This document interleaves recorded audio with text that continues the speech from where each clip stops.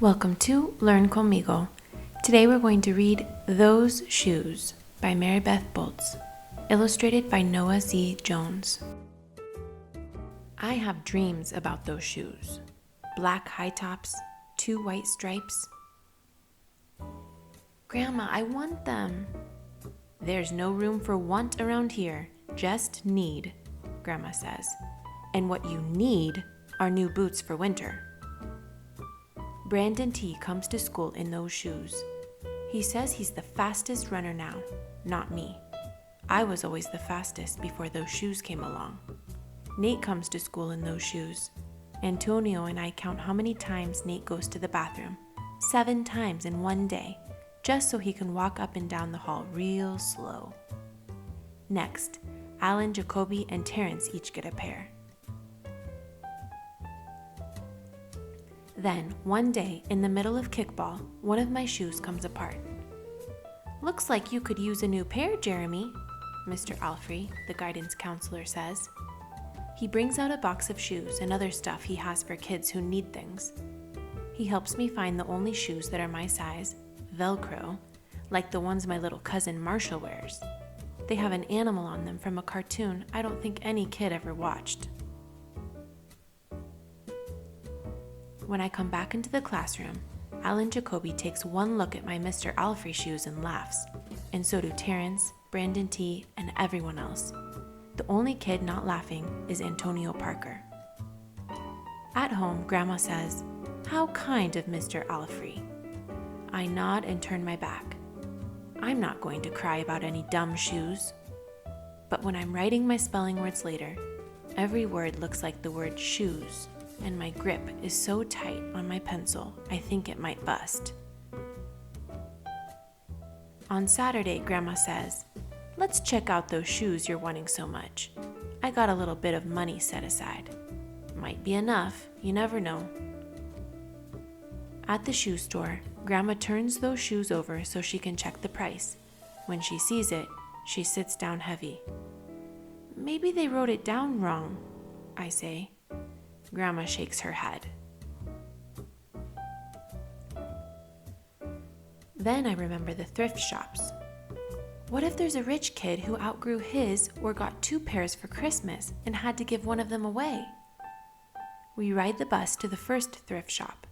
Black cowboy boots, pink slippers, sandals, high heels, every kind of shoes except the ones I want. We ride the bus to the second thrift shop. Not a pair of those shoes in sight. Around the corner is the third thrift shop. I see something in the window. Black shoes with 2 white stripes. High tops. Perfect shape. $2.50. Those shoes. My heart is pounding hard as I take off my shoes and hitch up my baggy socks. "How exciting," Grandma says. "What size are they?"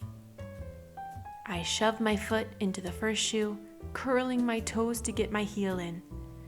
"I don't know, but I think they fit." Grandma kneels on the floor and feels for my toes at the end of the shoe. "Oh, Jeremy," she says, "I can't spend good money on shoes that don't fit." I pull the other shoe on and try to walk around. "They're okay," I say, holding my breath and praying that my toes will fall off right then and there. But my toes don't fall off. I buy them anyway with my own money, and I squeeze them on and limp to the bus stop. At home a few days later, Grandma puts a new pair of snow boots in my closet and doesn't say a word about my 2 big feet shuffling around in my 2 small shoes. "Sometimes shoes stretch," I say. Grandma gives me a hug. I check every day, but those shoes don't stretch. I have to wear my Mr. Alfrey's to school instead. One day during math, I glance at Antonio's shoes. One of them is taped up, and his feet look smaller than mine. After school, I head to the park to think. Antonio is there, the only kid who didn't laugh at my Mr. Alfrey shoes. We shoot baskets. A loose piece of tape on Antonio's shoe smacks the concrete every time he jumps. I think, I'm not going to do it. We leap off the swings. I'm not going to do it. We race from one end of the playground to the other. "I'm not going to do it," I say. "Do what?" Antonio says, breathing hard. Grandma calls me for supper and invites Antonio over too. After supper, he spies my shoes. "How come you don't wear them?" Antonio asks. I shrug. My hands are sweaty. I can feel him wishing those shoes were his. That night, I am awake for a long time thinking about Antonio. When morning comes, I try on my shoes one last time.